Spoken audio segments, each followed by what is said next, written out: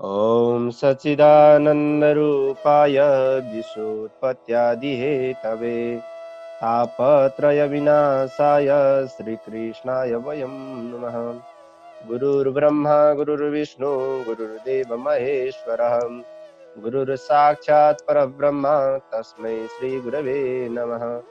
जेहि पर कृपा करहि जन जानी कवियुराजिनर चावै वाणी मोरी सुधारी सो सबवाती जासु कृपा नहीं कृपा गाती। ओम हराय नमः। ओम परमात्मने नमः। कृष्ण चंद्र भगवान की जय हो। राधा रमण भगवान की जय हो। भागवत भगवान की जय हो। सदा झैं श्रीमद् भागवतको चर्चा परिचर्चा गर्ने क्रममा भगवानका अमोघ लीलाहरू वर्णन गर्ने क्रममा आज पनि यही भगवानको प्रत्यक्ष वाङ्मय मूर्ति रहेको भागवतको चतुर्थ स्कन्धको अष्टादशोध्याय यानी कि 18औं अध्याय लिएर हामी उपस्थित भइसकेका छौं। यस अध्यायमा के विस्तार आउँछ भन्दा अगाडि एउटा प्रसङ्ग आइरहेको छ। पृथ्वी धरा वसुधा जे नामले पुकार्नुहोस् उनी र पृथु महाराजको चाहिँ संवाद। यहाँ प्रजाहरूले खान पाएनौ, हामीले पृथ्वीले अन्न दिन्नन्, हामीले रोपेको आउँदैन भनिसके पछाडि प्रजाहरूको त्यो गुनासो, प्रजाहरूको त्यो चिन्तालाई दूर गर्नको लागि पृथ्वीसँग पृथु महाराजको चाहिँ संवाद भएको कुरा, अर्थात् पृथ्वीले पृथुको स्तुति गरेका कुराहरू अगाडि छन्। त्यति गर्दा पनि के भयो त? अब नभएपछि अब त्यहाँ कुनै निचोड नआइसकेपछि, त्यो अध्यायमा केही निचोड नआइसकेपछि अर्को अध्यायमा त पक्कै निचोड आउनुपर्छ। हेरौँ के निचोड आउँछ। मैत्रेय उवाच इत्थं पृथुमविष्टूय रुषा प्रस्फुरिताधरं पुनराहावनिर्भीता संस्तभ्यात्मानमात्मना। यस प्रकार स्तुति गर्दा पनि एकदम ओठ फरफराइरहेका राता राता आँखा भएर पृथु महाराजको अवस्था अझै पनि रिस शान्त नभएको थाहा पाइसकेपछि, त्यस्ता अवस्थामा रहेका ओठ फरफराइरहेका राता राता आँखा पारिरहेका पृथ्वीको चाहिँ रिस शान्त भएको छैन भन्ने थाहा पाएर पृथ्वी फेरि भन्न लाग्यो नि विचारपूर्वक, एकदम अब चिन्तन गर्दै, विचारपूर्वक मनन गर्दै, मनलाई सम्हाल्दै फेरि यहाँ पनि पृथ्वीले विचार गरेकी छिन्। हेर्नुहोस् होइन, एकदम विचार, एकदम आत्मना एकदम बुद्धिले एकदम विचार गर्दै आत्मनम मनलाई सम्यस्तम सम्हाल्दै विचार गर्दै भन्न थाले। के भन्नु? हे प्रभु, रिसलाई शान्त गर्नुहोस्, मैले भनेको कुरा राम्ररी सुन्नुहोस्। हजुरले के गर्नुहोस् अब भन्दा जसरी भमराले फुलबाट सार तत्त्व ग्रहण गर्छ अर्थात् मह लिन्छ, त्यस्तै गरी विद्वानले सबैतिरबाट सार तत्त्व ग्रहण गर्दछन्। ध्यान दिइरहनु होला, दृष्टान्त प्रयोग गरिएको छ।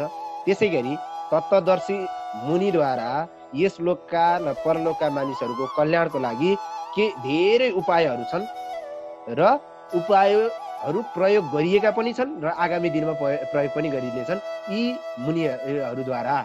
तसर्थ पहिलेका मुनिहरूले बताएका ती उपायहरूलाई अहिले जसले चाहिँ श्रद्धायुक्त भएर राम्ररी पालन गर्छ, त्यसलाई चाहिँ सुनेर चाहिँ पालन गर्छ भनेदेखि सुन्छ मात्रै भनेकी छैनन् पृथ्वीले। यहाँ ध्यान दिइरहनुहोस्, यो शिक्षा यहाँ महत्त्वपूर्ण छ। चौथो, जुन पहिलेका बताएका ऋषि मुनिगणहरूको चाहिँ एकदम शिक्षालाई चाहिँ यदि कुनै पनि व्यक्तिले चाहिँ यदि राम्रोसँग श्रद्धायुक्त भएर सुनेर त्यसलाई पालन गर्दछ भने त्यसले सजिलै सुख पाउँछ।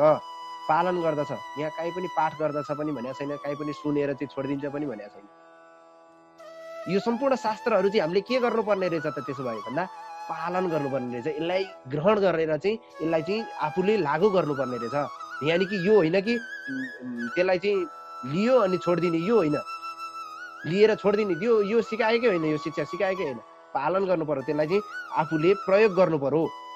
शिक्षा ज्ञान लिएपछि त्यसलाई चाहिँ प्रयोगमा ल्याउनु पर्यो। यो नै सबैभन्दा वैज्ञानिक कुरा हो। तर अहिलेका गुरुजनहरूले, अहिलेका व्यक्तिजनहरूले, अहिलेका साधुजनहरूले, अहिलेका सामान्यजनहरूले कसैले पनि, जसले गर्नु भएको छ उहाँभन्दा बाहेकका व्यक्तिहरूलाई भन्दैछु, जसले पनि यी कुराहरूलाई त उजागर गरिदिनै गर्नु भएन। कथा सुनाइदिनु भयो, कथा सुनाएपछि मुक्ति हुन्छ भनिदिनु भयो। गुरुहरूले पनि प्रजाहरूले नि होला नि त कथा सुनेपछि मुक्ति होला भन्ने सोचे, तर त्यो होइन। नीतिका कुराहरू, ज्ञानगुणका कुराहरू, पहिला ऋषिमुनिहरूले बताएका कुराहरूलाई राम्ररी पालन गर्नुपर्छ भन्ने प्रमाण, यथेष्ट प्रमाण उदाहरण चाहिँ यो हो। यसले बताउँछ तसर्थ जो अज्ञानी व्यक्तिहरू छन् ती उपायहरूको चाहिँ वास्ता नगरिकन आफ्नो के भन्छ मन खुसी, आफ्नो मन लाग्दी नेपाली भाषामा मन लाग्दी मन खुसी पनि भनिन्छ, ती उपायहरू गर्छन्, आफूलाई जे मन लाग्यो त्यही गर्छन् मूर्खजनहरू, अज्ञानीजनहरू चाहिँ। त्यसैले उनीहरूको गरिएको परिश्रम पनि के हुन्छ, निष्फल हुन्छ, केही पनि औचित्य रहँदैन।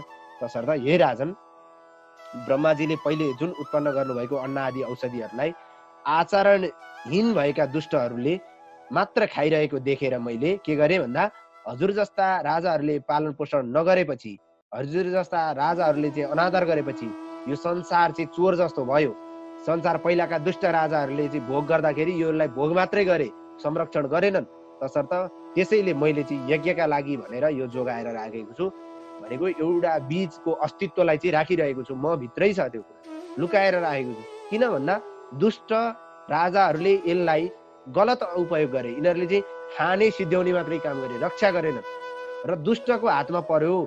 दुष्टको हातमा यदि नराम्रो वस्तु पर्यो भने त्यसले के हुन्छ, विनाश निम्त्याउँछ, जहिले पनि विनाश निम्त्याउँछ। ध्यान दिइरहनु होला, जब दुष्टको हातमा चाहिँ नराम्रा कुरा पर्यो भने त्यसले विनाश निम्त्याउँछ। तसर्थ मैले यो विनाश ननिम्त्याउनको लागि, यो नराम्रो नहोस् भन्नको लागि मैले यो काम गरेको हुँ, मैले यो जोगाएर राखेको छु आफैभित्र, आफ्नो गर्भमा लामो समय बितिसकेको हुनाले यी अन्न औषधिहरू म भित्र क्षीण भएका छन्, लुकेका छन्, क्षीण भएका छन्। अनि त्यसैले मुनिहरूले बताएको उपाय अपनाएर हजुरले यी औषधिहरूलाई लिन सक्नुहुन्छ, ग्रहण गर्न सक्नुहुन्छ, म हजुरको लागि दिन्छु। तर मुनिहरूको उपायलाई हजुरले अपनाउनु पर्छ, बुझेर चाहिँ त्यसलाई चाहिँ लागू गर्नुपर्छ, मुनिहरूको उपायलाई चाहिँ अपनाउनु पर्छ भन्ने कुरा चाहिँ अर्को 8औं अध्याय, 8औं श्लोकले पनि भन्यो। 18औं अध्यायको 8औं श्लोकले पनि मुनिहरूले, ऋषिहरूले बताएको नीति नियम, यो सम्पूर्ण कुराहरू चाहिँ आफूलाई लागू गर्नको लागि हो। यहाँ चाहिँ कुनै प्रवचन मात्रै गर्न होइन, कथा सुन्न मात्रै होइन, कथा सुनाउन मात्रै पनि होइन, यो चाहिँ लागू गर्नको लागि हो भन्ने कुरा चाहिँ यहाँ पनि प्रमाण भेटिन्छ यथेष्ट। एकदम प्राणी पालक, प्रजा पालक हे महावीर, हजुर चाहिँ प्राणीहरूका रक्षाका लागि उपयुक्त बलपूर्वक बल वर्धन गरेर चाहिँ बल अन्न चाहनुहुन्छ भने मेरो योग्य, यो जुन जेको लागि योग्य बाछो जे छ त्यसलाई दुहुने व्यक्ति बनाउनुहोस्, अनि भाँडो पनि तयारी गर्नुहोस्, र म गाई रूपमा छु, त्यसैले गर्दा बाछोले सहित भएर यो पृथ्वीलाई मैले दूधको रूपमा हजुरका लागि इच्छा अनुसार वर दिनेछु, वरदान दिनेछु, वस्तु दिनेछु, जे भने पनि इच्छा अनुसार हजुरले पाउनुहुन्छ। तर के गर्नु पर्यो, पहिला एउटा पात्रता चाहियो, दुहुने पात्रता, र अर्को पात्र के अरे दुहुने बाछो चाहियो, बाछो पनि चाहियो। तसर्थ तपाईँ त्यो अनुसार दुहुनुहोस्। म गाई रूपमा आएको छु, तपाईँले समाम च कुरुमाम राजन देववृष्टम यथापयः, जसरी हे व्यापक राजन, हे सर्व अन्तर्यामी हे राजन, देवराज इन्द्रले वर्षाएको जल वर्षा ऋतु गइसकेपछि पनि जसरी पृथ्वी माथि चाहिँ सबैतिर रहिरहने मलाई चाहिँ समतल बनाउनुहोस्। पहिला समतल बनाएर चाहिँ प्रजाहरूको लागि चाहिँ उचित बाछो र उचित पात्र बनाएर मलाई दुहुनुहोस्, हजुरको कल्याण होस् भनेर चाहिँ यसरी भन्नुभयो। यस प्रकार पृथ्वीको प्रिय वचन, हितकारक वाक्य सुनेर चाहिँ राजा पृथुले आफ्नो रिसलाई शान्त बनाउनु भयो। अनि पृथुले चाहिँ स्वयम्भू मनुलाई चाहिँ बाछो बनाउनु भयो। ल हुन्छ नि त भनेर स्वयम्भू नाम गरेको मनुलाई बाछो बनाउनु भयो। यहाँदेखि सुरु भयो। अनि बनाएर चाहिँ हातमा सम्पूर्ण धान जौ आदि गरेका औषधिहरू दुहुनु भयो। पृथुले जस्तै अन्य विद्वानले पनि सबै ठाउँमा सार तत्त्व ग्रहण गर्दछन्, त्यसैले अरू विद्वानले पनि इच्छा अनुसारको पृथ्वीद्वारा चाहिँ बसमा पारे, पृथ्वीद्वारा बसमा पारिएकी पृथ्वीलाई चाहिँ दुहुन थाले, पृथ्वीलाई दोहे। कसले के दोहे त भन्दा विदुरजीलाई मैत्रेयजी भन्नुहुन्छ, हे विदुरजी, यसपछि ऋषिहरूले बृहस्पतिलाई बाछो बनाएर इन्द्रिय यानि कि वाक मन स्रोत यी आदि गरेका रूपमा, यी आदि गरेका पात्रहरूमा पृथ्वी देवीबाट वेद रूपमा चाहिँ दुध दुहुनुभयो, वेद दुहुनुभयो। भनेको बृहस्पति आदि ऋषिहरूले इन्द्रिय आदि भनेको मन, वचन र कानहरूलाई चाहिँ पात्र बनाएर, पात्र भनेको त्यो भाँडो दुहुने पात्र बनाएर वेद रूपी ज्ञान दुहुनुभयो। देवताहरूले इन्द्रलाई बाछो बनाएर सुनको भाँडोमा अमृत र वीर्य यानि कि तेज, त्यो के भन्छ मनोबल, तेजहरू, ओज भनेको इन्द्रिय बल, अनि बल भनेको शारीरिक बल, यसरी चाहिँ यी प्रकारका दोहे। दैत्य र दानवहरूले असुर श्रेष्ठ प्रहलादलाई बाछो बनाएर फलामको भाँडोमा मदिरा अनि मादक पदार्थहरू दोहे। त्यस्तै गरी गन्धर्व र अप्सराहरूले विश्वावसुलाई बाछो बनाएर कमलको भाँडोमा गन्धर्व सम्बन्धी सङ्गीतको माधुर्यता, रूपको सौन्दर्यता आदि चाहिँ धोए। अनि त्यसै न बच्चेन एकदम श्राद्धका देवता पूज्य पितृहरू जो छन् उनीहरूले चाहिँ अर्यमा रूपको चाहिँ बाछो बनाएर काँचको भाँडोमा चाहिँ काँचको र माटोको भाँडोमा काँचको भाँडीमा पनि भनिएको छ, कहीँ चाहिँ काँचो माटो पनि भनिएको छ। तसर्थ यो पुराणान्तर कथाहरूमा यहाँ भागवतमा चाहिँ काँचो माटो भनिएको छ। काँचो माटोको भाँडोमा चाहिँ श्रद्धापूर्वक एकदम कव्य नाम गरिने पितृको अन्न स्वरूप जुन कव्य नाम गरेको वस्तु धोए। त्यसै गरी सिद्धहरूले कपिल मुनिलाई भाँचो बनाएर आकाश रूप भाँडोमा सङ्कल्पले मात्रै प्राप्त हुने अणिमा आदि गरेका सिद्धिहरूको दोहन गरे। कसले भन्दा मुनिगण, कपिल मुनि आदि गरेका मुनिहरूले। अनि विद्याधरहरूले चाहिँ त्यस्तै पात्रमा चाहिँ सङ्कल्प मात्रले प्राप्त हुने विद्या आदि दोहन गरे। विद्याधरहरूले जो हुनुहुन्थ्यो उहाँले किमपुरुष आदि मायावीहरूले मया नाम गरेको बाछो बनाएर अन्तर्ध्यान हुन सक्ने, विचित्र रूप धारण गर्न सक्ने मायावी शक्तिलाई दोहन गरे, मायालाई दोहन गरे। मायावी शक्तिलाई रुद्रलाई भाँचो बनाएर मासु खाने पिचास जो छन् यक्ष गन्धर्व भूतहरूले चाहिँ खप्परमा रगतहरू जस्ता मादक पदार्थहरू धोए। अनि त्यस्तै विषादीयुक्त विषले सहित भएका सर्पहरू, घिस्रेर हिँड्ने बिच्छी, नागहरूले तक्षक नागलाई चाहिँ बाछो बनाएर मुख रूपी पात्रमा 20 रूपी दुध चाहिँ दोहन गरे। 20 रूपी दुध विष धोए। पशुहरूले साँडेलाई चाहिँ बाछो बनाएर जङ्गल रूपको भाँडोमा घाँस रूपमा चाहिँ दोहन गरे। पशुहरूले एकदम ठुला धारा भएका मांसभक्षी प्राणीहरूले सिंहलाई बाछो बनाएर बाछोको सहायताले शरीर रूपी भाँडोमा काँचो मासु धोए। त्यो मांसभक्षी जनावरहरूले गरुडलाई भाँचो बनाएर पक्षीहरू छन् उनीहरूले चाहिँ कीट पतङ्ग गरेका आफ्ना आहारहरू जो हुन्छन् साना साना तिनीहरूलाई धोए। अनि बरलाई चाहिँ बाछो बनाएर वृक्षहरू, बर भनेको चाहिँ वृक्ष रुख, बरको रुखको नाम है, बरको रुखलाई चाहिँ बाछो बनाएर वृक्षहरूले अनेक थरी रस रूपी त्यो वृक्षमा रस हुन्छ जुन रस रूपी दुध धोए। हिमालयलाई भाँचो बनाएर पर्वतहरूले आफ्ना शिखरहरूमा सुन चाँदी आदि धातुहरूलाई धोए। पर्वतहरू के अरे हिमालयलाई बाछो बनाएर पर्वतहरूले। त्यस्तै गरी सबैले आफ्नो जातिको मुखियालाई, सबै प्राणीहरूले आफ्नो जातिको मुखियालाई बाछो बनाएर आफ्ना भाँडामा पृथ्वीद्वारा वशीभूत गरिएकी ती पृथ्वीलाई चाहिँ इच्छा अनुसारका सम्पूर्ण वस्तु प्रदान गर्ने फरक वस्तुहरू पदार्थहरू आफूलाई जेको आवश्यकता थियो त्यस्तै धोए। यहाँ अब दोहन गरिरहने क्रम अझै जारी छ। अन्नभोजी जो पृथु आदि सबैले चाहिँ भिन्न भिन्नै बाछा र दुधको पात्रको सहायताले पृथ्वीद्वारा अन्न पनि दोहन गरे। त्यसपछि राजा पृथुले चाहिँ इच्छा अनुसारको वरदान दिने पृथ्वीलाई चाहिँ प्रेमपूर्वक आफ्नो दुहित्री अर्थात् छोरीको रूपमा वत्सलः तिनलाई चाहिँ स्वीकार गर्नुभयो। प्रेममा एकदम प्रेमपूर्वक चकार इमाम यी पृथ्वीलाई चकार स्वीकार गर्नुभयो। यो कुरा ध्यान दिनुहोस्। 28 अनि पृथो हो अपत्यम पुमानिति पृथ्वी पनि भनिन्छ। तसर्थ पृथ्वीले रक्षा गरिएकी, पृथ्वीले पालन गरिरहेकी, पृथुले रक्षा गरिएकी, पृथ्वी जो छिन् पृथुद्वारा पालन गरिएकी छिन्। तसर्थ यिनको नाम यहीँदेखि नै पृथ्वी रहन गयो। यहाँ यो कुरा उजागर गर्न खोजिएको छ। राजा जो सर्वसमर्थ थिए पृथुले चाहिँ धनुको टुप्पोले पर्वतका चुचुराहरूलाई चाहिँ चूर्ण पराएर चाहिँ भूमण्डललाई चाहिँ समथल बनाउनु भयो। अनि त्यसपछि प्रजाहरूलाई चाहिँ जीविका दाता त्यो पृथु हुनुहुन्थ्यो, उहाँले चाहिँ यथायोग्य चाहिँ निवास स्थानहरू बनाउनु भयो, पृथ्वीलाई समथल बनाउनु भयो। पहिला चाहिँ पृथ्वी चाहिँ ठुला त्यो चुचुराहरू भएका थिए। अनि पछि पृथ्वीले चाहिँ यसलाई कतै बस्न मिल्ने, कतै पहाड टक्क मिलाएर चाहिँ पृथ्वीले मिलाएको, गोडमेल गरेको भनिन्छ। तसर्थ पनि पृथुद्वारा गोडमेल गरिएकी हुनाले, पृथुद्वारा समथल बनाइएकी हुनाले यो धरालाई, यो वसुधालाई पृथ्वी भनिन्छ।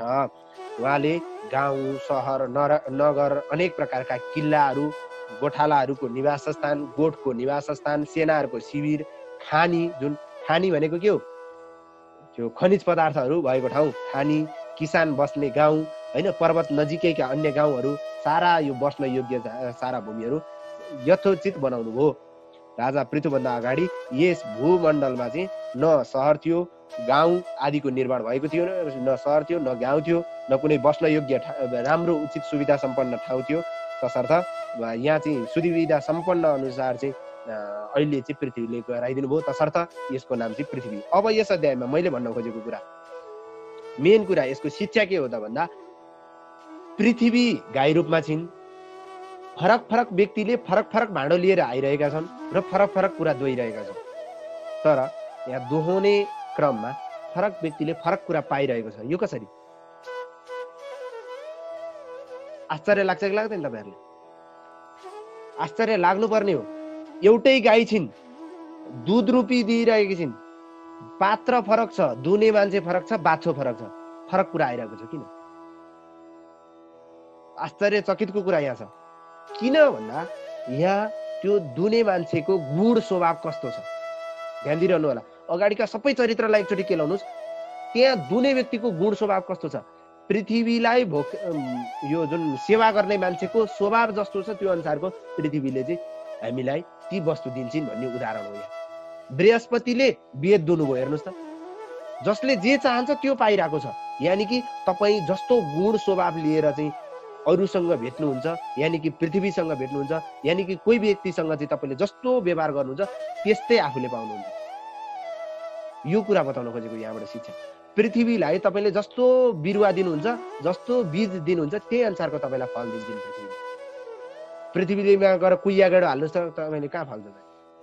पृथ्वीमा गएर चाहिँ आँपको बोट चाहिँ राम्रो आँपको बिरुवा लगाउनुहोस्, आँप फल्छ।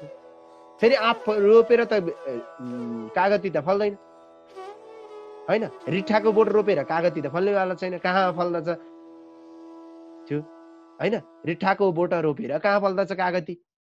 हाम्रा कविहरूले यी वेदका कुराहरूलाई चाहिँ सार संक्षेप बनाएर कविता रचना गर्नुभएको छ क्या।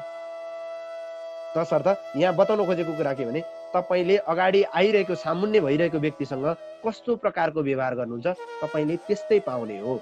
यो पृथ्वीको उदाहरण यहाँ दिन खोजेको त्यही हो। पृथ्वीमा तपाईँले जस्तो बीज रोप्नुहुन्छ तपाईँले त्यस्तै फल पाउनुहुन्छ। पृथ्वीमा तपाईँ जति लगनशील भएर काम गर्नुहुन्छ तपाईँले त्यस्तै फल पाउनुहुन्छ। एउटा शिक्षा यहाँ। र पृथ्वीलाई फरक फरक बाछो हुँदै हेर्नुहोस् त, तपाईँले के चाहनु भएको छ? वेद चाहनुभयो भने वेदै पाउनुहुन्छ, मदिरा चाहनुभयो भने मदिरै पाउनुहुन्छ। सर्पहरूले विष चाहे विषै पाए। तपाईँलाई प्यास के को छ, भोक के को लागिरहेको छ, अन्नको भोक लागेको छ भने अन्न पाइन्छ। सामुन्यको व्यक्तिसँग तपाईँले जस्तो व्यवहार गर्नुहुन्छ त्यस्तै पाइन्छ भन्न खोजेको क्या। तपाईँले गुरुको सामु गएर चाहिँ अथाह ज्ञानको चाहिँ भण्डार भएका गुरुका सामुन्य गएर गुरु मलाई ज्ञान दिनुहोस्, म ज्ञानको भोको छु भन्नुभयो भने ज्ञानै पाउनुहुन्छ नि। गुरुले थोडी नै एक मुठी चामल लिएर गएर पकाएर खा भनेर दिनुहुन्छ? थोडी दिनुहुन्न हो। यसको शिक्षा चाहिँ के हो भने, तपाईँले कुन वस्तु कसका गएर के माग्ने के लिने त्यसमा चाहिँ तपाईँको गुण तपाईँको प्रवृत्तिमा भर पर्छ। तपाईँले लिन सक्नुहुन्छ कि हुन्न, तपाईँले त्यसलाई ग्रहण गर्न सक्नुहुन्छ कि हुन्न, तपाईँले त्यसलाई स्वीकार्न सक्नुहुन्छ कि हुन्न, यो त्यहाँको शिक्षा हो। यो त्यसले बताउन खोजेको ज्ञान हो। यो त्यसले तपाईँलाई दिन सकेको उपदेश हो। यसरी यो पृथ्वीले यी अध्यायमा पृथ्वीले दोहन गरिएको कुरा वर्णन गरिएको छ। र यहाँ धरित्री भनेको पृथ्वी, धरा भनेको पृथ्वी, यहाँ तिनै धरा धरित्रीलाई चाहिँ पृथ्वीले राज्य गर्नुभएको कारण, पृथ्वीले रक्षा गर्नुभएको कारण, पृथ्वीले आफ्नी चाहिँ छोरी बनाउनु भएको कारण, पृथ्वीले संरक्षण गर्नुभएको कारण, पृथ्वीले चाहिँ समथल बनाएर चाहिँ बस्न योग्य बनाउनु भएको कारण, पृथ्वीले उपयोग गर्नुभएको कारण, जेसुकै कारण भन्नुहोस्, तसर्थ पृथुको नाम त्यो जुन पृथु राजाको नामसँग जोडेर यिनको नाम अर्को एउटा के रहन गयो?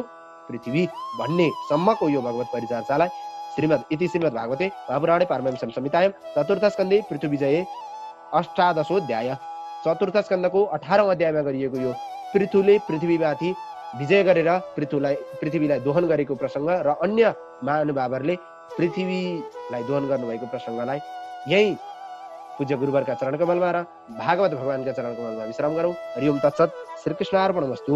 ओम पूर्णः।